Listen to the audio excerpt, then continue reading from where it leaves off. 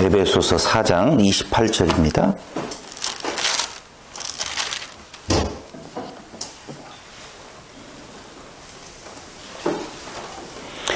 도적질하는 자는 다시 도적질하지 말고 돌이켜 빈궁한 자에게 구제할 것이 있기 위하여 제 손으로 수고하여 선한 일을 하라. 무릇 더러운 말은 너 입 밖에도 내지 말고 오직 덕을 세우는 데 소용되는 대로 선한 말을 하여 듣는 자들에게 은혜를 끼치게 하라. 하나님의 성령을 근심하게 하지 말라. 그 안에서 너희가 구속의 날까지 인치심을 받았느니라. 너희는 모든 악독과 노함과 분냄과 떠드는 것과 회방하는 것을 모든 악의와 함께 버리고 서로 인자하게 하며 불쌍히 여기며 서로 용서하기를 하나님이 그리스도 안에서 너희를 용서하심과 같이 하라. 아멘.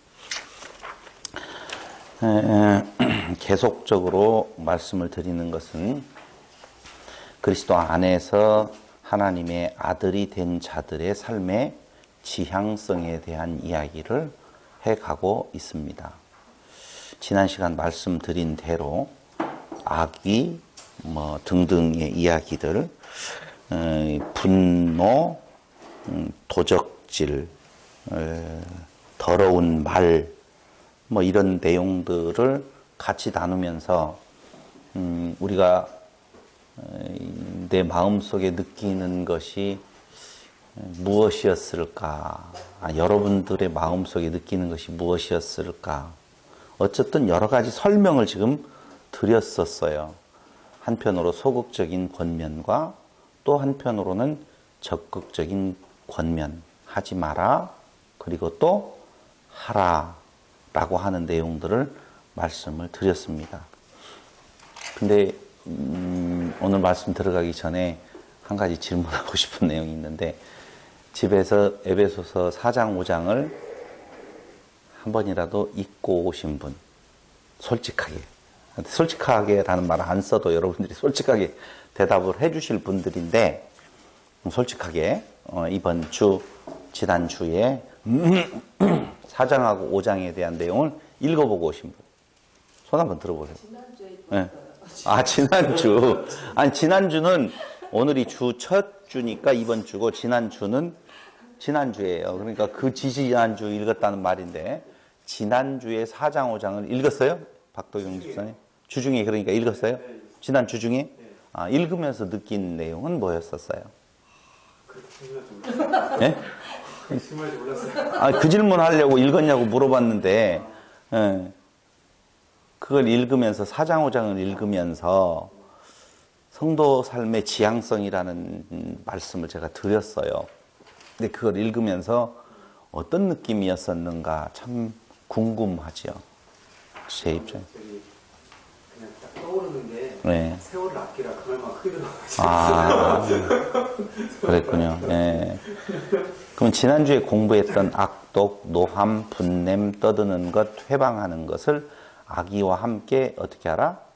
버리라. 이렇게 소극적인 권면을 했다고 그랬잖아요. 그런데 오늘에 와서 이야기를 보니 또 다시 28절부터 보니 도적질, 구제, 더러운 말, 선한 말, 성령을 근심하게 하지 말라, 악독과 노함과 분냄, 떠드는 것, 회방하는 것을 모든 악의와 함께 어떻게? 버리고 서로 인자하게 하며 불쌍히 여기며 서로 용서하기를 하나님이 그리스도 안에 너희를 용서하심과 같이 하라. 이 말씀을 다시 한번 되뇌이면서 어떤 마음이 들어가더냐라고 하는 거예요. 근데 오늘 5장 1절부터 보니 그러므로 사랑을 입은 자녀같이 너희는 하나님을 본받는 자가 되고 그리스도께서 너희를 사랑하신 것 같이 너희도 사랑 가운데서 행하라. 하나님을 본받는 자가 되고 그리스도의 행함과 같이 행하라. 이렇게 다시 한번 정리해서 말을 해주고 있거든요. 앞에 내용들을. 그죠? 그걸 읽었어요. 여러분들이 지난주에 안 읽었으면 지금 방금 제가 읽어드렸어요. 듣고 어떻게 되어져요? 어떤 마음이 들어가나요? 예?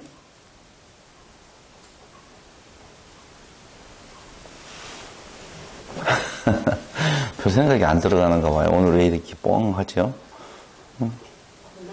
고난의 삶을 고난의 삶을 살아라. 그리고 또 다른 생각은요? 나그네 로서의 삶의 여정이 만만치 않다. 그러니 어쩌다는 거예요? 그게 하나님을 본받는 자가 되는 거다.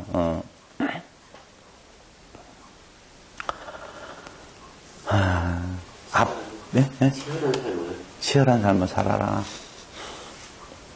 예, 앞의 내용까지는 그렇게 해석을 할 수 있을 것 같아요. 근데 한 구절만 좀 보겠습니다.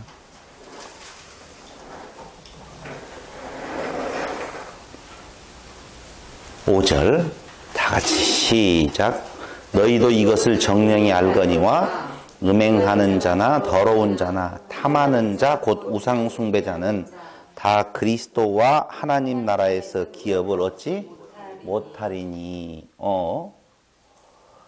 아주 중요한 메시지가 하나 전달되어진 것이 구원 문제하고 연관되어서 앞에 이야기를 풀어버렸어요. 그렇죠? 구원을 얻지 못한다.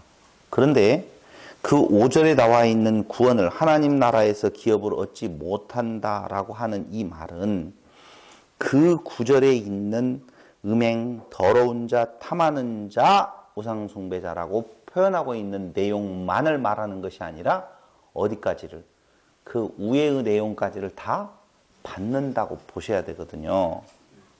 4절까지는 좀 괜찮고 노력하면 되고 5절에 있는 내용만은 구원함에 이르지 못한다 이 말씀이 아니라 그 5절에 결론적으로 말하고 있는 내용은 그 앞에 모든 것들을 다 포함한 말씀을 하고 있는 거라 이거죠. 그렇다면 열심히 나그네로서의 삶, 고난을 안고 가는 삶, 이것보다도 훨씬 더 그 메시지를 듣고 우리는 두려움 속에 갇힐 수밖에 없지 않느냐 이거예요. 안 그런가요? 그래서 제가 여러분들에게 누누이 말씀을 드리는 것은 말씀을 듣고 그러한가 하여 상고하는 자세가 참 중요하다. 그 말씀을 여러 번 드리는 거예요. 여러 번 드리는 이유가 뭐냐? 이번에 중국 가서도 강의를 하는데요. 잘생긴 사람을 조심하라고 제가 그랬어요. 앞에서 말하는 사람을 교회가 전적으로 신뢰하게 되어질 때에 그 성경이 그러한가 하여 상고하는 모습을 잃어버리고 오히려 나도 모르는 사이에 앞에서 말하는 사람의 논리대로 따라가 버릴 확률도 있다는 거죠. 근데 여기에서 지금 증거되어지고 말씀을 드릴 때에 여러분들 나름대로 받아들이는 어떤 의미가 각기 다를 거라는 생각은 좀 해요. 각기 다른 쪽으로 올 거다. 근데 정말 어떻게 받아들여졌는 건가에 대한 내용을 확인하고 싶은 생각은 있어요. 근데 일일이 다 그걸 할 수가 없잖아요. 그러므로 여러분들이 말씀을 듣고 가서 다시 그러한가 하여 상고해 보면서 그 말씀에 뭔가 의문이 생기면 그 다음 가지고 와서 다시 한번 서로 나누어 봐야 될 필요가 있다는 겁니다. 그렇지 않고 그냥 넘어가 버리면 조금 전에 말씀드린 대로 오늘 4장과 5장의 메시지가 어떻게 해석되어지느냐에 따라서 우리는 조금 전에 5절의 이야기를 하기 전까지는 최선을 다해서 또 살아라. 이렇게 받아들여졌을 확률도 높다는 거라니까요. 근데 5절에 가서 딱 내용이 하나님 나라에서 기업을 얻지 못한다. 이렇게 나오고 있어요. 어떻게 하지 아니하면 그 앞에 있는 이야기는 음행, 더러운 자, 탐하는 자라고 되어 있는데 그걸 우상숭배라고 해놨어요. 근데 그 앞에를 더 조금만 올라가서 보면 그러므로 사랑을 입은 자녀같이 너희는 하나님을 본받는 자가 되고 하나님을 본받는 자, 하나님을 본받는 것 어려워요? 쉬워요?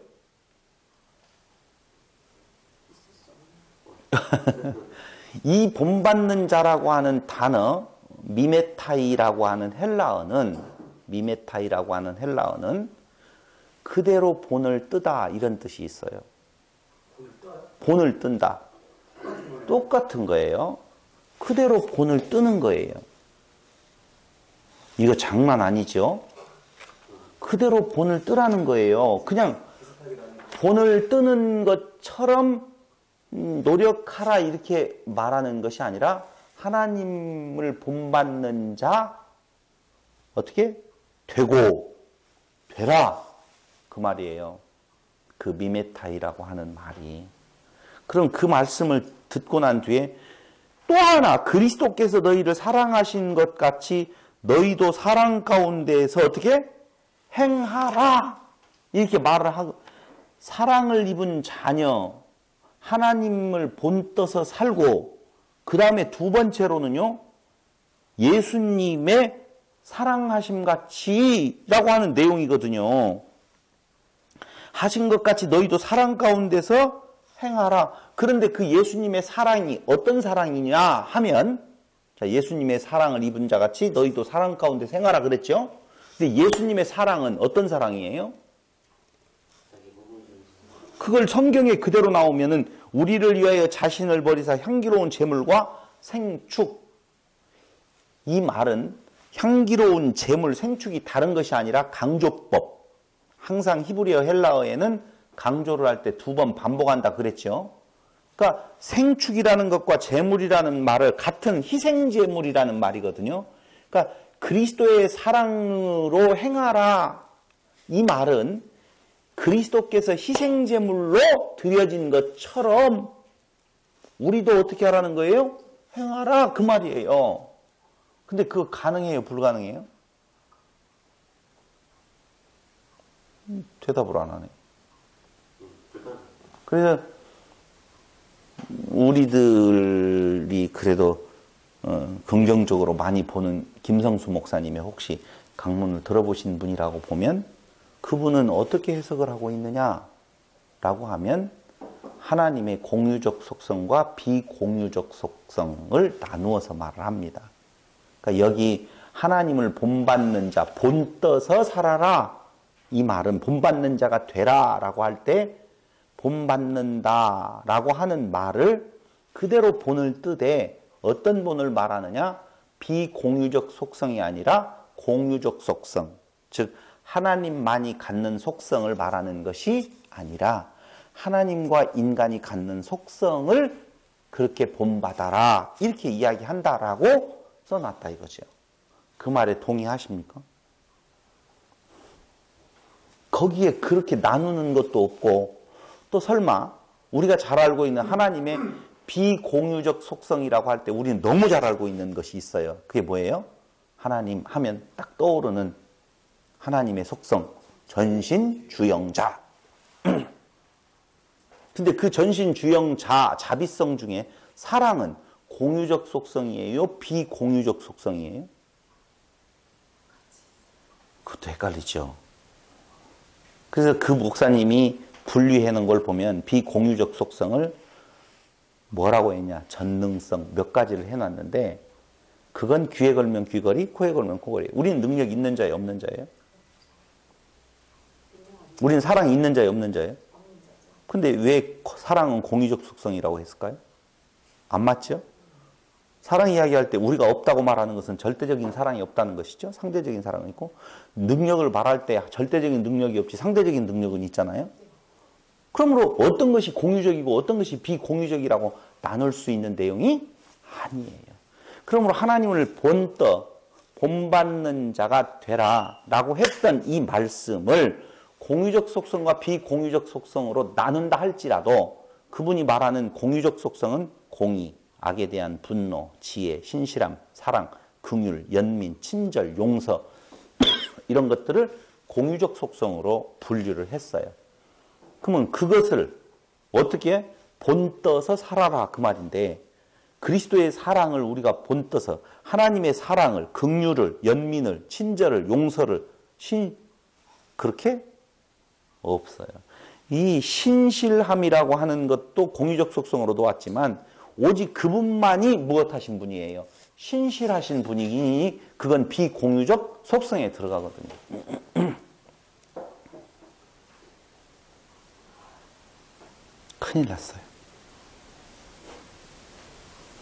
영원하다라고 이야기할 때 그 영원은 이런 뜻이에요. 전신주영자라고 할 때 영원하신 분. 오늘 조금 본문 의미에서 조금만 벗어나서 이야기한다라고 보면, 우리가 하나님의 속성 중에 전신주영자, 영원하신 하나님 이야기하죠. 그렇죠? 영원하신 하나님. 왜 이걸 제가 영원성에 대한 내용을 여러분들 다시 한번 짚고 넘어가냐면, 우리가 4월 달에 특강이 있을 삼위일체에 대한 이야기를 할 때 들어가는 내용이에요. 그래서 오늘 힌트를 주고 넘어가려고 여기에 굳이 나온 이야기니까. 영원성이라고 하는 부분, 그분만이 영원하신 분이시거든요. 당연히. 그렇죠? 영원이라는 말은 시작도 끝도 없다는 거예요. 시작과 끝이 없다는 말은 기원이 없다는 말이거든요. 그걸 성경에서 무엇라고 이야기하느냐? 나는 나다 라고 할 때에 나는 여호와다 이렇게 하잖아요. 하나님을 누구라고 말씀하셔요? 나는 내 이름은 여호와다. 여호와의 이름의 뜻이 무엇입니까? 약속대로 이루시는 분. 그건 우리가 해석한 거고, 그대로 성경에 나오는 나는 나다 라고 할 때 그 여호와의 이름은 I am that I am 이라는 풀이가 있거든.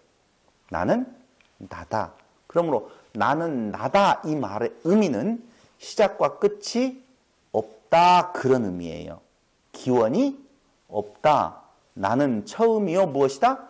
나중이다 그 말이거든요. 이해됐죠? 이해됐어요. 그럼 하나님 여호와만이, 제가 지금 말을 바꿨어요. 하나님의 속성 중에 비공유적 속성으로서의 무슨 성? 영원성. 그걸 말씀을 드렸어요. 근데 그 비공유적 속성 영원성은 그 하나님의 이름, 여호와 이름 안에 담겨진 뜻이다 이렇게 말씀을 드렸잖아요. 그렇죠? 그럼 시작도 끝도 없고 처음이요 나중이고 기원이 없으신 그분은 하나님 중에서 어떤 하나님? 여호와 하나님이시다 그 말이에요. 그거까지 이해됐죠? 그럼 우리는 그리스도 안에서 하나님의 아들 뭐가 됐어요? 하나님이 됐죠. 네, 고마워요. 그렇게 대답을 해줘야 돼요. 고민할 것 없이. 하나님이 됐어요. 우리와 하나님, 삼위일체 하나님과의 차이점은 뭐예요? 그렇죠. 여호와가 아니라는 거예요. 여호와가 아니라는 말은 시작이 있고, 여호와가 아니라는 말은 기원이 있고, I am that I am이 아니라는 말이에요. 오직 I am that I am인 분은 누구예요? 삼위 하나님밖에는 없다는 거예요. 삼위 하나님만이 여호와이셔요. 그러니까 우리가 말하고 있는 성부 하나님도 누구시고? 여호와시고, 성자 하나님도 여호와시고, 성령 하나님도 여호와. 삼위일체 다 이야기했네. 큰일 났네. 그분만이 여호와이셔요. 시작과 끝이 없으신 분이에요. 근데 이단으로 정죄되어지고 있는 그 종파들에서 삼위일체라고 하는 부분에 대한 내용을 부인을 할 때에 왜 부인을 하느냐? 그 근저에 의미가 있어요. 아니, 어떤 노림수가 있다니까? 무슨 노림수냐? 하면 예수를 누구로? 여호와의 위치에서 내려오게 하려고 그래요. 예수를 여호와의 위치에서 내려오게. 어떤 분으로? 하나님으로. 여호와 하나님이 아니라 하나님으로 내리시려고 한다니까? 그럼 하나님으로 왜 내리시려고 할까요? 성경 구절을 들어서 거기 아들이라고 되어 있지 않느냐, 뭐라고 낳았다고 되어 있지 않느냐, 이런 내용, 맏아들이라고 되어 있지 않느냐, 다 이런 근거를 대는데, 또 다른 더 많은 성경 구절에서는 아버지와 나는 하나다 라고 하는 이야기를 하거든요.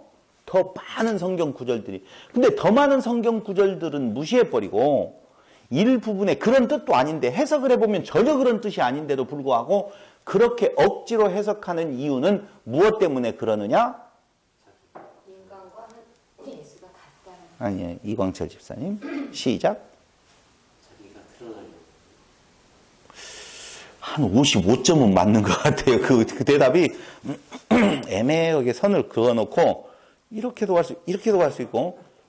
예수를 인간으로 만들어놔야 자기들이 신이 될 수 있습니다. 그렇죠. 그 말이었어요. 예수를 하나님의 반열로 내리면 자기들이 하나님 반열에서 예수와 동등됨을 취할 수 있거든요. 그러니까 정명석이라든가 이만희라든가 그리고 박태선이라든가 문선명이라든가 이런 존재들이 전부 다 누구라고 하느냐? 지금 시대의 예수라 그 말이죠. 지금 시대에. 근데 예수를 어디로 올려놔 버리면 아버지의 반열, 여호와의 반열로 올라가 버리면 인간이 신이 될 수 있어요, 없어요? 없어요. 스스로 있는 자가 될 수가 없는 거죠. 그러니 거기에서 자기들을 신격화하려고 하는 시도가 논리적 근거가 깨져버린다 이거죠. 이제 이해됐죠? 충분히 이해됐으리라고 봐요. 왜 성령을 하나님의 반열, 여호와의 반열에서 자꾸자꾸 내릴 기운으로만 표현하려고 하는 건가? 예수의 영, 활동력, 그런데 그 정명석, 이만희, 이 문선명 요 안에서 역사하는 기운이 자기 안에 지금 있다. 예수 안에서 역사한 것처럼 이렇게 만들어버리려고 하는 숨은 의도가 그 안에 깔려 있다는 거예요. 자, 그 이야기는 이제 여기까지만 하면 삼위일체 공부하는데 조금 도움이 되겠죠? 조금 도움이 되리라고 봅니다. 근데 그 영원성이라고 하는 부분, 이건 비공유적 속성이니 우리가 닮을 수 없고, 사랑은 공유적 속성이니 닮을 수 있다. 아니에요. 그럴 수가 없어요. 그러니까 김 목사님이 말씀하신 그 이야기를 하는 것은 사실 조금은 논리적 모순이 있다. 그리고 거기에서는 그런 것들을 어떻게 하면 못 해내게 되어지면 하나님 나라에서 무엇을 기업을 얻지 못한다. 근데 그것도 해석을 할 때 뭐라고 했냐? 우상숭배라고 하는 말에다만 붙여서 해석을 하면 안 된다는 거죠. 우상숭배 그 앞에, 우상숭배는 뭐라고 그랬어요? 탐심 앞에 뭐예요? 음행하고 그 뒤에 있는 것은 바로 뭐예요? 더러운 자, 탐하는 자. 그 앞에는요? 또 있어요. 하나님을 본받지 못하는 것, 예수 그리스도의 사랑 가운데 행하지 못하는 것, 그 앞에는 성령을 근심하게 하는 것, 선한 말을 하지 아니하고 악한 말을 하는 것, 그리고 무엇을 하는 것? 거기에 여러 가지 것들을 다 아울러서 하는 이야기라 그 말이에요. 그럼 그 말씀을 여러분들에게 제가 지금 드렸더니 여러분들은 힘이 나요? 힘이 빠져요?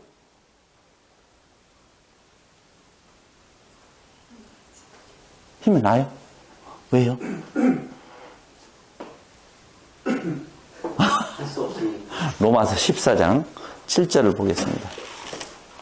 여러분들을 더욱더 어려운 가운데로 제가 인도해 가겠습니다. 감사합니다. 로마서 14장 7절. 다 같이 시작. 우리 중에 누구든지 자기를 위하여 사는 자가 없고 자기를 위하여 죽는 자도 없도다. 우리가 살아도 주를 위하여 살고 죽어도 주를 위하여 죽나니 그러므로 사나 죽으나 우리가 주의 것이로라. 아멘. 14장 7절을 읽으면서 아멘이라고 나올 정도가 되어지면 대단한 거지요. 아니 여기 지금 우리 중에 누군 자기를 위하여 사는 자가 없고 자기를 위하여 죽는 자도 없다. 자기를 위하여 사는 자도 없고 죽는 자도 없어요. 그러면 자기를 위하여 살고 있고 자기를 위하여 죽는 자가 있다면 그는 우리 안에서 떨어져 나간 자들이죠. 그럼 여러분들의 지금 우리들의 삶은 우리를 위해 살고 있어요? 그리스도를 위해 살고 있어요?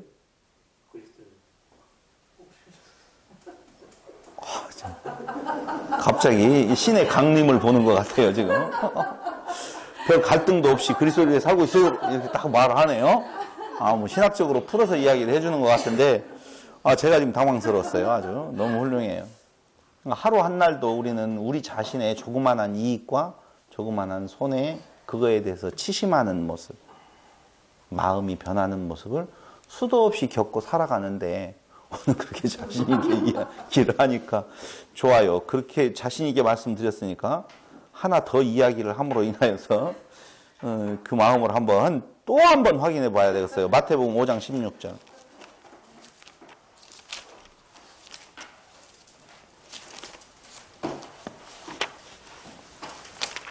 어느 쪽으로 끌고 가려고 이러는지 제가 잘 모르겠어요. 5장 16절. 다 같이 시작. 이같이 너희 빛을 사람 앞에 비추게 하여 저희로 너희 착한 행실을 보고 하늘에 계신 너희 아버지께 영광을 돌리게 하라. 착한 행실을 보이라 그 말이죠. 그게 하나님께 영광을 돌리는 거라고 그랬어요. 여러분 착한 행실 나타나고 있나요?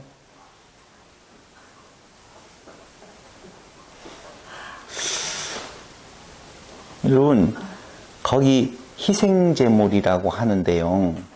예수님께서 우리를 위하여서 생축과 제물이라고 하는데요. 그걸 뭐라고 그랬어요? 희생제물이라고 그랬잖아요. 뚜시안, 프로스퍼라라고 하는 두 단어를 통하여서 희생제물인데요. 혹시 여러분들이 그리스도께서 우리를 위해서 베풀어 주신 사랑을 물질적인 거, 외형적인 거, 보이는 거 이런 것으로 생각하신다라고 보면 착각인 이유가 무엇이냐 하면은요. 그는 희생제물로 자기의 몸을 전부를 드리신 거예요. 성경은 그걸 뭐라고 말을 하는 건가? 여호와이신 그분이 동등됨을 취할 것으로 여기지 아니하시고 그 자리를 버리시고 이 땅 위에 오셔서 무엇을 주셨다고 그래요? 그 전부를, 그 예수의 전 존재를 다 주셨다고 그래요. 그런데 그 주신 때에 받는 대상자들이 그를 받을 만한 조건이 있어서가 전혀 아니에요.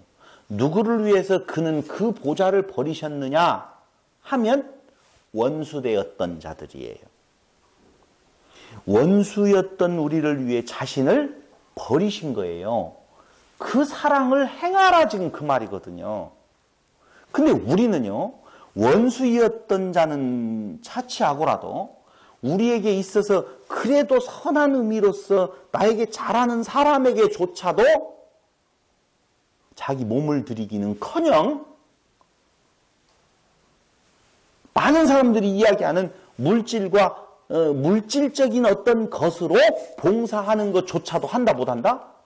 못하고 있죠. 주기는커녕 네 것이 다 내 것으로 와도 양이 안 차는 우리의 모습이 지금 우리 안에 있더라 그 말이에요.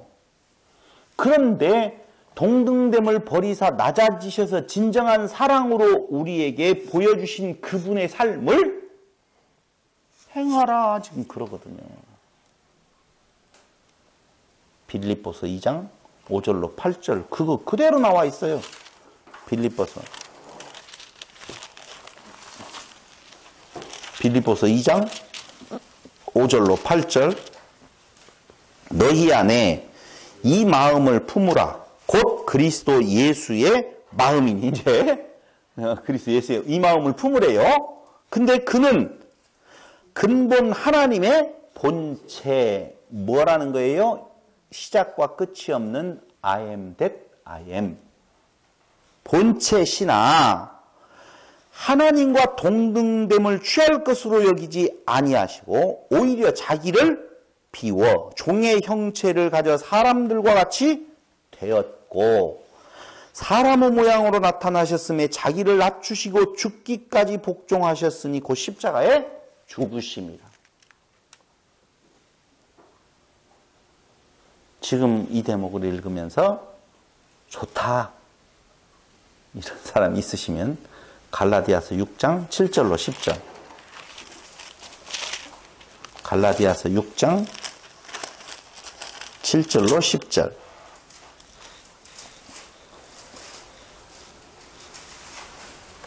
스스로 속이지 말라.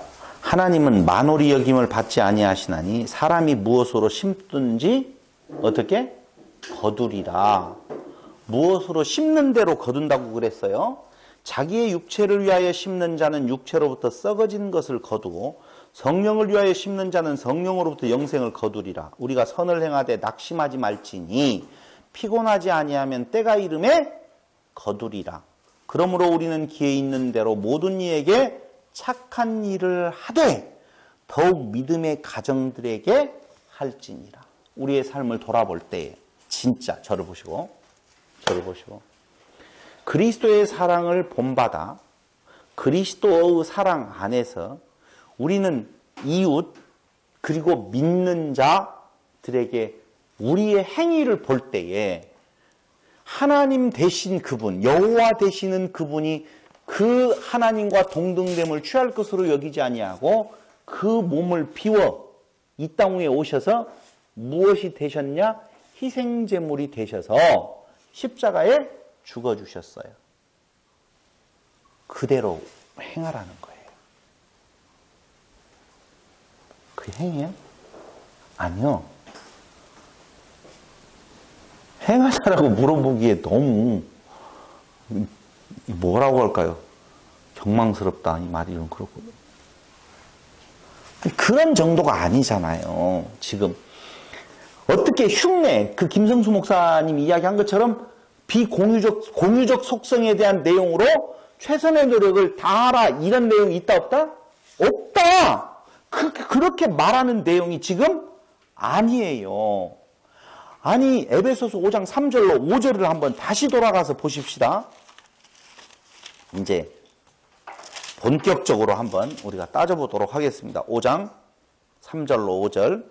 음행과 온갖 더러운 것과 탐욕은 너희 중에서 그 이름이라도 부르지 말라. 이는 성도의 마땅한 바니라. 자, 음행 이 말은 포르네이아라고 하는 헬라어를 쓰거든요. 포르네이아라고 하는 말을 들어보니까 무슨 단어가 떠올라요? 안 떠올라요? 포르노.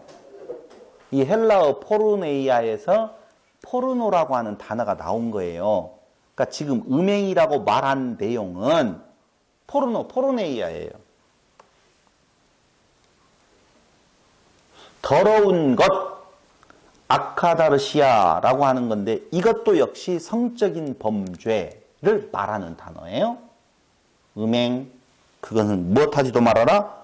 더러운 온갖 음행과 온갖 더러운 것, 그것은 아까 이야기한 성적인 범죄. 세 번째, 거기에 탐심이라고 나오죠. 탐욕은 너희 중에서 그 이름이라도 부르지 말라. 이는 성도의 마땅한 반이라. 정말 무엇하지도 말아라. 이름이라도 부르지 말아라 그 말이에요. 행하는 것은 둘째 치고라도 그런 것을 입에 담지도 말아라 그 말이에요. 탐심 없으세요? 음행하는 생각 없으세요? 더러운 말 그거 안 하세요? 더러운 것 생각 안 하세요? 하지요? 말도 하죠. 그럼 어떻게 되어진다? 하나님 나라에서 기업을 얻지 못한다. 그런데 여기 탐심, 탐욕이라고 말하는 단어는 무슨 의미가 있느냐? 여러분, 뒤에다가 우상숭배라고 해놨죠? 우상숭배라고 하는 건 누누이 말씀을 드리지만 나를 위하여서 어떤 신의 존재를 만들어 놓지요. 절대적인 권위를 부여하죠. 그러니까 그게 다른 거 아니에요. 나를 위해서 절대적인 의미를 거기에다가 부여하는 것이 바로 뭐라고요? 우상숭배예요. 근데 사람들의 우상숭배 중에 제일 큰 우상숭배가 돈이지요. 돈이잖아요. 근데 돈뿐만이 아니라 우리의 명예도, 우리의 건강도, 우리의 자식도, 우리의 모든 것들이 다 내 탐심 안에 우상숭배의 모습으로 되어져 있다는 거예요. 이 말이 무슨 말이냐면요. 한마디로 말을 하면 나를 하나님과 같이 하나님의 자리에 하나님이 되고자 하는 마음. 그게 뭐라고요? 탐심, 우상숭배. 선악을 아는 열매. 그걸 이렇게 말씀드렸어요. 선악을 아는 열매로는 먹지 말라 그랬죠. 근데 그 선악을 아는 열매로 먹고자 하는 마음이 바로 뭐예요? 탐심. 그게 뭐라고요? 우상숭배라고 하는 내용이라니까요. 근데 그런 일들이 우리 안에 지금 가득가득 들어 있어요. 플레오넥시아라고 하는 이 탐심, 탐욕은 헬라어로 탐욕은 돈으로 할 수 있는 모든 것, 그런 말이거든요. 돈으로 할 수 있는 모든 것, 그게 뭐냐면은 신이 되고 싶어 하는 것. 돈으로 건강도 사고 싶죠. 영생도 사고 싶죠. 돈으로 명예도 사고 싶죠. 돈으로 모든 것을 자기가 무엇되고 싶다는 거예요. 신이 되고 싶다는 거예요. 그래서 사람들은 끊임없이 나를 봐주세요. 나예요. 나밖에 없어요. 라고 하는 거거든요. 있는 존재가 아니잖아요. 우리는 있는 존재가 아니거든요. 티끌이거든요. 아무것도 없음이거든요. 무익한 존재인데 나 있음으로 나아가는 것. 그게 바로 뭐다? 우상숭배, 곧 무엇이다? 탐심이다. 근데 그 앞에 음행과 더러운 것, 그런 마음을 뭐라고 말하는 거예요? 더러운 것, 음행, 이렇게 말한다니까요. 인간적인 부분에 있어서 음행, 더러운 말, 더러운 것, 그런 것들을 너희 안에 들어가는 것이 더러운 것이 아니라 너희에게서 나오는 것이 더럽다라고 하는 말은 그 마음에 신이 되고자 하는 마음에서 나오는 모든 것들, 그건 자기를 높이고 다른 사람들을 다 밑에다 깔아뭉개는 신의 마음. 그게 우상숭배, 탐심, 그게 더러운 것, 그게 뭐예요? 음행. 이런 것들을 어떻게 하라고 여기 나오느냐?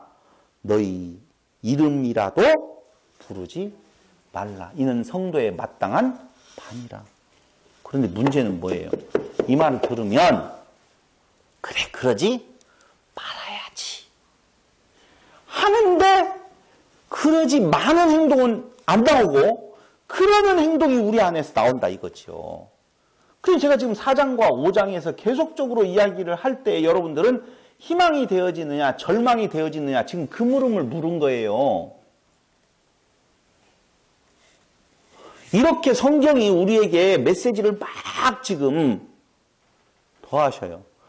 예수는 동등됨을 버리사 이 땅에 오셨는데 우리는 그 자리를 차지하고자 하는 그 예수의 죽음으로 말미암아 높아지고자 하는 마음이 우리 안에 남아있다 이거죠. 남아있는 것이 아니라 어떤 의미에서 보면 예수를 이용해서 신이 되고자 하는 그 신이 된다는 말은 성경이 말하고 있는 그리스도 안에서 우리의 신됨의 기쁨으로 나아가는 것이 아니라 I am that I am의 여호와의 자리, 그 자리에 오르고자 하는 마음이다. 지금 그 말입니다. 근데 그 뒤에 또 보세요. 4절에 보니 누추함, 이스크로테라고 하는 헬라어를 쓰는데요. 말로 나타내는 모든 추잡함, 다 포함하는 부도덕하고 버릇없는 행동, 이런 말이거든요. 누추함이라는 말은 말로 나타나는 부도덕하고 버릇없는 추잡한 말들, 뭐 이런 뜻이에요. 앞에 계속 말에 대한 이야기들이 나오고 있잖아요. 그죠? 에베소서에서 말, 선한 말, 악한 말을 버리고 선한 말을 하라. 이런 내용들이에요. 그리고 어리석은 말, 거기 바로 나오죠? 누추함과 어리석은 말, 둘 다 말이에요. 누추함은 뭐 이렇게 떨어진 옷 입는 그런 누추함이 아니에요. 말이라니까요. 어리석은 말. 이 말은요, 바보같이 말하는 자, 사려 없이 까불어대는 쓸데없는 말을 하는 것, 의미 없고 빈 쓸데없는 말, 이런 것들이 지금 뭐라고요? 어리석은 말. 이런 말 많이 해요, 안 해요? 사실 많이 하죠. 그 다음에 또 희롱의 말, 유트라펠리아라고 하는 말인데, 음탕한 농담, 음행과 말이 합쳐졌네요. 희롱의 말을 하지 말아라. 희롱의 말 해요, 안 해요? 여러분들은 너무 착해서 안 하는지는 모르겠지만, 그럴 때가 많죠. 희롱의 말 많이 하죠. 많이 하죠. 우리가 껐떡하면 말 나오면 농담, 의미 없는 말, 희롱의 말, 그걸로 인생을 사는 것 같아요. 여러분들은 안 그렇군요. 골로새서 4장 6절 한번 볼까요? 골로새서 4장 6절.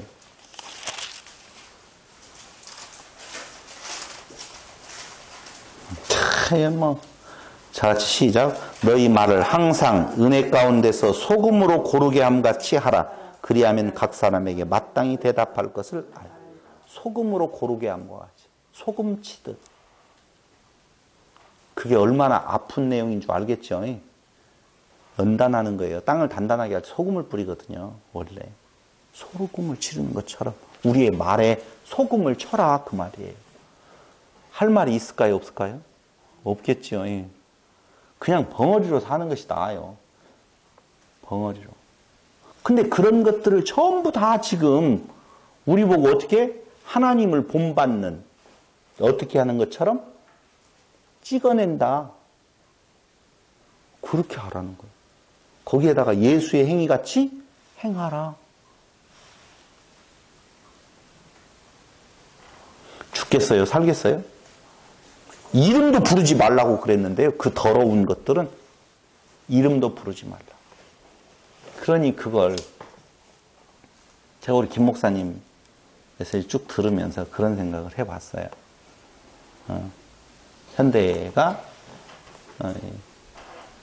동성애라든가 음행에 대한 내용들이 만연되어져 가고 있는 부분들에 대한 내용으로 이걸 풀어가는데 도저히 풀릴 수가 없는 내용이죠. 그러니 그래도 건설적으로 말씀을 보고 가르친다고 하는데도 불구하고 어느 쪽으로 가느냐? 결국 인간의 윤리와 도덕적인 부분으로 또다시 흘러가고 있다는 것이죠. 최선을 다하는 삶을 살아가는 것. 그러면 거기에 결론은 구원하고 상관이 없는 것이어야 되는데 오늘 성경은 뭐라고? 구원하고 관련이 있는 걸로 이야기를 하잖아요. 한마디로 말하면 그렇게 하는 결과가 어떻게 나간다? 천국에 못 간다. 그 말이거든요. 우리는 왜 그렇게 해서는 안 되느냐? 주님이 거하시는 처소라고 그랬잖아요. 맞죠? 거하시는 처소라고 그랬어요. 이런 말들 예수님께서 승천하시면서 하신 말씀이 있죠. 나는 너희의 처소를 예비하러 간다라고 하잖아요. 근데 우리는 또 다시 그 처소, 그 천국을 공간 개념으로 생각을 한다 이거지요. 형태가 있는 어떤 개념으로. 그러면은 어떻게 생각하냐면 우리가 천국에 올 때까지 예수님은 가서 우리의 맨션이라고 그래요. 펜션이라고. 맨션이. 요새 펜션이 유명하니까 아름다운 황금집을 우리가 살 집을 다 지어놓고 계시는 것으로 알잖아요. No. 그분이 거하시는 우리가 처소라고 그랬잖아요. 잘 들어보세요. 예수님은 천국에 가셨어요? 우리 안에 거하셔요? 대답 잘하시네요. 정말 대답 잘하시네요. 우리 안에 거하셔? 우리의 처속, 우리는 주님이 거하시는 처속 같은 말이네요. 그렇죠? 처소를 예비하러 간다는 말은 우리 안에 계셔서 우리로 하나님이 거하실 처소 되게 하심. 맞죠? 그럼 예수님이 멀리 떨어져서 저곳에 계신 것이 아니라 나와 지금 함께 하시죠? 선한 일을 시작하시는 이가 그 선한 일을 마치기도 하신다고 그랬잖아요. 그러니까 그 하나님이 거하실 처소를 이미 만들기 시작하신 이가 십자가의 죽으심으로 만들기 시작하시는 첫삽을 뜨시는 이가 우리를 어떻게까지 끝까지 다 이루어 주신다는 거예요. 시간이 좀 갔으므로 정리해서 말씀을 드리도록 하겠습니다. 그럼 지금까지의 메시지가 우리는 절망이에요. 이 메시지가. 그러니까 성경에서 앞에 복음 나오고 그 뒤에 행함이 나오는 때에 그 복음은 하나님이 하시는 거고 그 행함은 내가 해야 될 걸로 가면 된다 안 된다? 안 된다라고 말씀을 드렸잖아요. 그 복음 안에 하나님의 은혜가 그 행함으로 나아가게 하시는 그때 그 나아가게 하신다는 말은 외적인 우리의 완성된 모습이다가 아니라 지향 그쪽으로 가게 하시는데 그걸 누가 하신다고요? 그 시작하시는 이가 그 마무리도 짓는다 그 말이에요. 약속이에요. 뒤에도 복음이라 그 말입니다.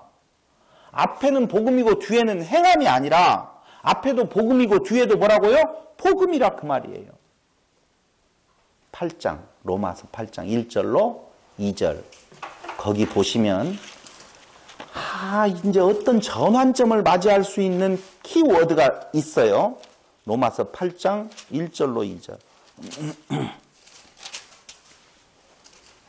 다 같이 시작. 그러므로 이제 그리스도 예수 안에 있는 자에게는 결코 정죄함이 없나니 이는 그리스도 예수 안에 있는 생명의 성령의 법이 죄와 사망의 법에서 너를 해방하였습니다.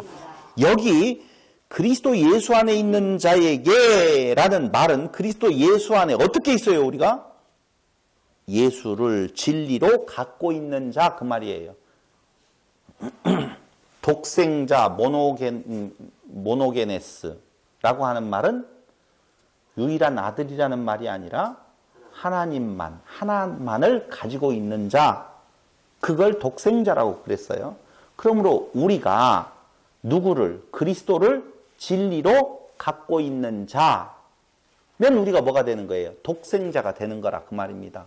그 자에게는 결코 무엇이 없다? 정죄함이 없다. 죄와 사망의 생명의 성령의 법이 죄와 사망의 법에서 너를 해방하였다. 죄와 사망의 법은 뭐예요? 율법. 율법에서 너를 해방하였다. 근데 우리는 율법을 어떻게 처음에 갖다? 그걸 지켜서 내 의로 삼으려고 하는 음행, 더러운 것, 탐심 이걸 가지고 있었어요. 그걸로는 죄와 사망의 법에서 벗어날 수 없어요. 죄와 사망의 법에서 벗어나려고 하면 유일한 길이 있어요. 그 길이 뭐라고 이야기를 하느냐? 요한계시록 22장 12절에 보세요. 이 8장 1절, 2절은 그냥 넘겨서는 안 돼요. 가지고 있어야 돼요, 지금. 요한계시록 22장 12절.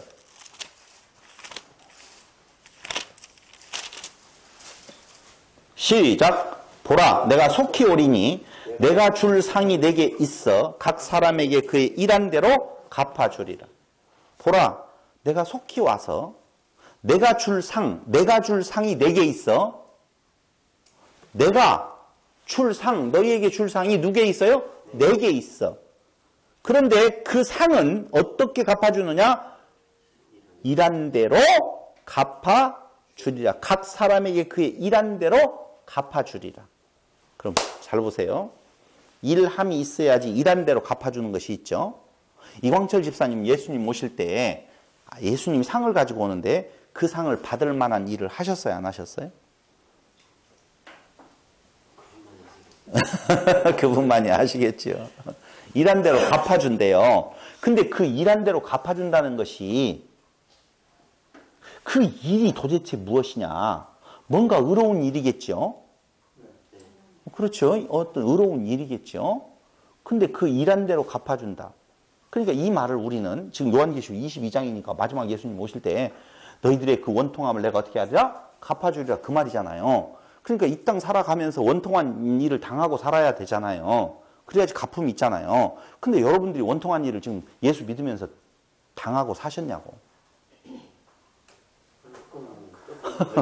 뭐 갚아줄 거 있어요? 여러분들이 다 갚았잖아. 그래서 예수님께서 뭐라고 말씀하셨어요? 원수를 원수로 갚지 말아라. 거기서 끝이다. 너희가 상 받으려고 생각하지 말아라. 그럼 그걸로 끝이다. 그 말 아니에요. 이미 받았다. 그 말 아니에요. 상 받기 원하지 말라. 이미 상 받았으면, 이 땅에 받았으면 끝났지 않냐. 근데 우리가 받지 못한 거 있냐고요. 어떤 의로움의 행함에 있어 상을 받지 못한 것이 있느냐, 아니면 원통함이 있어가지고 주여 제발 빨리 와서 이 원통함을 좀 갚아 주시옵소서, 이거 있었냐고요.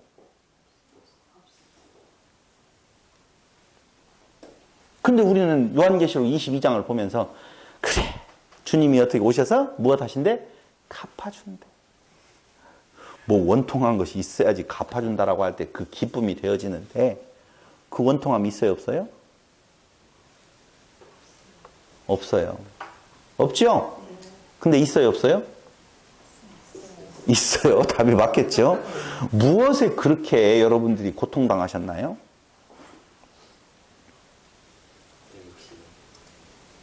율법에. 그래요. 그 말이에요. 이게 너희가 율법으로 두들겨 맞았어요. 근데 율법은 무엇을 우리에게 요구하느냐라고 하면 거기 한번 또 보십시다. 아까 로마서 가기 전에 마태복음 5장 26절, 누가복음 12장 59절도 나와요. 마태복음 5장 26절. 오늘 성경 많이 보죠? 마태복음 5장 26절. 거기 여러분들이 너무너무 잘 아는 말씀이 나옵니다. 산상수훈의 이야기인데요. 시작. 진실로 내게 이르노니 네가 홀이라도 남김이 없이 다 갚기 전에는 결단코 거기서 나오지 못하리라. 그럼 여기에서 제가 오늘 취하려고 하는 단어는 뭐예요? 다 갚기 전에는. 그 갚는다 라고 하는 단어가 에스카토스 코드란테스라고 하는 단어를 쓰거든요. 에스카토스 코드란테스. 다 갚아준다 라고 할 때 이 갚아주어야 될 것이 뭐냐면은 에스카토스 코드란테스예요.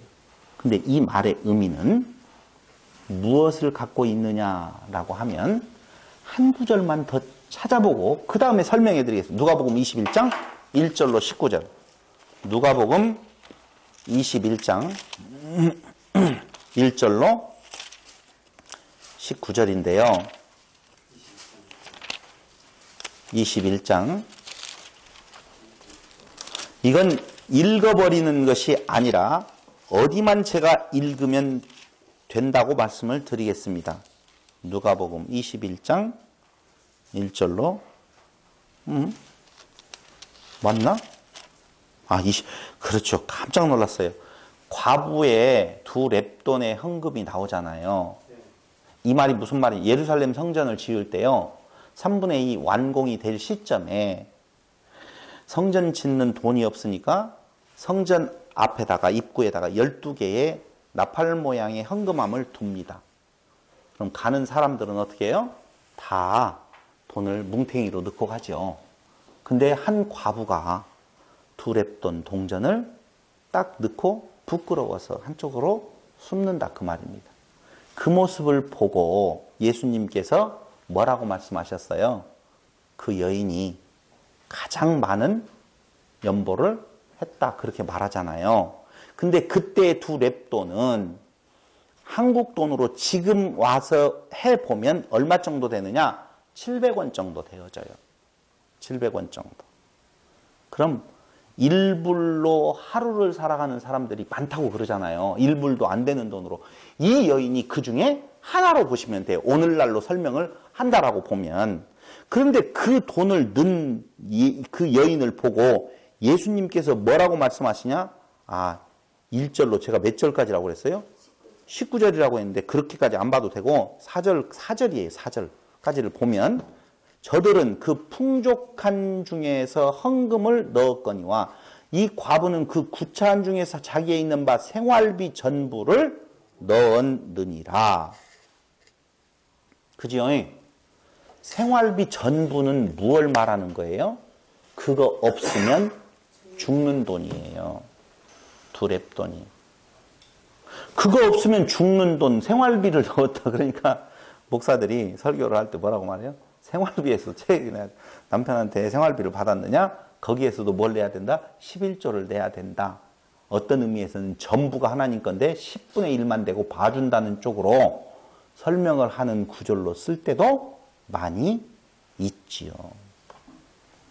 두랩돈은 다른 말로 말하면 고드란트예요. 코드란테스. 코드란트. 그 말이거든. 의미가 있어요. 그러니까 여기에서 에스카토스 코드란테스라는 말은 마지막 속전, 마지막 한푼 이 말이에요. 그러니까 홀이라도 남김없이 갚기 전에는 너희가 어쩔 수 없다? 나올 수 없다. 그 말은 율법에 요구하는 바 그 모든 것을 다 지켜 행하지 아니하면 너희는 어디다? 지옥이다. 그 말이에요. 그러니까 율법에 요구하는 바를 다 어떻게 해요? 드려야 돼요. 어떻게? 코드란테스, 에스카토스 코드란테스, 마지막 속전 한 푼까지라도. 그게 가장 작은 단위의 여인이 바친 두랩돈. 그거 없으면 죽는 돈. 그 말이에요. 죽는 것. 그 말이라니까요. 그러니까 율법의 요구로 뒤지게 얻어맞았었을 때 그 속전을 낼 때에는 어떻게 내야 돼요? 마지막 한 푼. 코드란테스. 에스카토스 코드란테스. 그 마지막 속전을 내야 돼요. 그런데 그것이 로마서의 내용이에요. 홀이라는 마음이 갖기 전에는 나오지 못한다라고 하면서 로마서가 뭐라고 말했어요? 아니. 제가 로마서 8장 1절. 그리스도 예수 안에 있는 자는 결코 무엇이 없다? 정죄함이 없다. 이는 그리스도 예수 안에 있는 생명의 성령의 법이 죄와 사망의 법에 너를 해방하였습니다. 그러니까 예수님께서 어떻게 했다는 거예요? 에스카토스 코드란테스. 마지막 속전을 지불하셨기 때문에 결코 정죄함이 있다 없다? 없다. 그 말이에요. 근데 에베소서를 읽어보니까 뭘 해야 되는 것 같이 되어 있잖아요. 지금 왔다 갔다 해요? 아니 로마서에서 정죄함이 없다고 했는데 에베소서 5장에 보니까 구원에서 떨어질 수도 있는 것 같이 이야기를 하잖아요. 이거 행하라. 음행 뭐 버리고 뭐 있잖아요. 근데 요한계시록에서 정확하게 답을 줘요. 내가 어떻게 하리라? 갚아주리라. 그 갚아주리라 라고 하는 말을 할 때에 뭐라고 그 요한계시록에서 이야기를 했느냐 다시 한 번만 본다면 보라 내가 속히 오리니 내가 줄 상이 내게 있어 각 사람에게 그 일한 대로 갚아주리라. 무엇한 대로 갚아준다고요? 일한 대로 갚아준다 그 말입니다. 거기 일이라고 하는 말이 바로 뭐예요? 오늘 에베소서에서 말하고 있는 내용들 맞죠? 근데 그걸 내가 하는 것이다 아니다? 아니다 그 말이에요. 시작하신 이가 그 결말을 짓는다 완성하신다 그 말이죠. 잘 들으셔야 돼요. 결론은 그러므로 일한 대로 갚아주리라. 그럼 우리는 그 일한 것으로 보십시다. 갚아준대요. 어떻게 해요? 에스카토스 곧 마지막 속전을 내어준다 그 말이에요. 우리는 이미 마지막 속전을 내어준 바 된 로마서 아까 읽어봤잖아요. 읽어봤어요? 안 읽어봤어요? 오실 때에 준다고 했는데 이미 우리는 받았어요. 완성이라니까요. 그럴 때에 그 일이라고 하는 부분에 대한 내용이 내가 윤리와 도덕적으로 이렇게 말하면 마음대로 살아도 된다. 그 말? 아니죠. 우리는 아까 뭘 하라고 그랬어요? 세월을 아끼라 그것만 들었다며요. 맞잖아요. 그 말 했잖아요. 세월을 아끼라. 우리네들의 이 진리를 무엇도 1장에서 3장도 복음이고 4장에서 6장도 복음이라고 그랬잖아요. 그 복음을 아는 자는 마땅히 삶을 살아갈 때에 어떻게 해요? 열심히 도덕적으로 윤리적으로 내가 그걸 지켜서 의롭다함을 얻는 것이 아니라 세월을 아끼며 살아가는 내 자세가 견지되어지는 부분이 있다. 그게 지향성이라 그 말입니다. 야, 다 끝났네. 로마서도 보고 요한계시록도 보고 다 보니까 우리의 구원은 다 이루어졌구만. 아니요. 그렇게 안 살아가진다니까요. 무엇하고 살아가져요? 세월을 아끼며 살아가는 자의 모습이 우리에게 나타나게 되어 있다는 거예요. 그 자의 행동이 어떻게 다시 돌아가서 또 조항으로 가고 있느냐? 아니요. 어떤 조항을 말해서 그 조항이 법이 되어서 그 법이 나를 다시 한번 그거 아니에요. 옥죄이는 것이 아니라 우리는 그 받은 사랑 안에서 그리스도의 뭐가 되어서 지체가 되어서 우리의 지금 현실을 살아갈 때에 바울의 삶의 모습이 우리에게 있어서 거울이 되어져요. 그가 어떻게 살아가는 건가에 대한 모습을 보면 알 수가 있어요.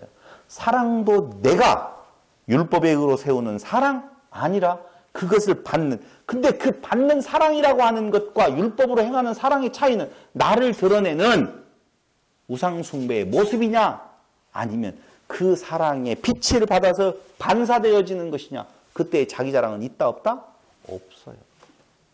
그걸 조항으로 말할 수가 없다니까요. 더러운 것, 더러운 말, 쓸데없는 말, 음행, 여기에서 돈을 탐심이라고 하는 내용들이 내가 그걸 가지면 안 되지가 아니라 그분이 내 안에 거주해서 살아가는 삶의 모습은 그것을 지향하고 가는 부분에 대한 내용에 있어서 내 안에 두 마음이 싸우는, 그래서 날마다 자기를 어떻게 하는? 죽여가는 그 삶의 모습이 내게서 견지되어진다 그 말입니다. 근데 아직까지도 우리의 삶 속에서 그 삶보다는 나가 아직도 강하게 있다라고 보면 진짜 그 사랑을 내가 깨닫고 있는지 다시 한번 그걸 다시 한번 확인해 볼 때마다 바울의 고백, 나는 날마다 죽노라, 그 삶의 모습, 그 고백이 나타난다 그 말입니다. 근데 우리는 아직도 하나님을 향하여서 그럴 수가 있어요. 이웃된 지체들을 향하여서 오히려 손가락질하는 모습들이 있더라 그 말입니다. 너, 그건 너, 바로 너 때문이야. 그 덕, 나 덕, 내 덕 때문이야 라고 하고 살아가는 모습을 볼 수가 있다 그 말입니다. 그 여인은 두렙돈, 코드란테스 마지막 속전 그 모습, 그가 가장 많은 것을 드렸다 그 말입니다. 예수님께로부터 받은 그 사랑에 감격된 자는 내 삶이에요? 아니에요. 내가 사는 이 땅에 사는 거 아니라 그 말입니다. 혹시 아직도 내가 살아있어서 삶이 괴롭고 하나님이 원망스럽고 하나님께 대한 감사와 찬양이 우리에게서 멀리 떨어져 있다면 그리스도의 사랑, 그분과 동등됨을 취할 것으로 여기지 아니하시는 삼위일체의 교리에 대한 확실한 진리가 우리 안에 다시 한번 확증되어질 때 그 사랑 다시 한번, 그 하나님의 그 사랑에 대한 내용이 우리를 다시 한번 요동치게 만들 수 있도록 우리의 마음을 열어 살아가시는 성도 여러분들 되시기를 바라면서 오늘 말씀 마칩니다. 기도드리겠습니다. 고마우신 아버지 하나님, 크신 은혜와 사랑을 진실로 감사드립니다. 끝없이 우리 육체의 욕망이 우리를 사로잡아 갈 때가 많이 있습니다. 아버지 하나님, 할 수 없음을 고백합니다. 우리의 더러운 육체의 소욕이 아직도 살아있음을 고백드립니다. 성령의 역사하심으로 말미암아 오늘 우리 마음속에 하나님의 사랑, 그리스도의 사랑을 깨달아 알게 하시고 그 사랑 안에 거하며 하나님을 사랑하며 이웃된 지체를 자기의 몸과 같이 사랑할 수 있는 그리스도의 심장을 우리에게 더하여 주시옵소서. 예수님의 이름으로 기도드립니다. 아멘.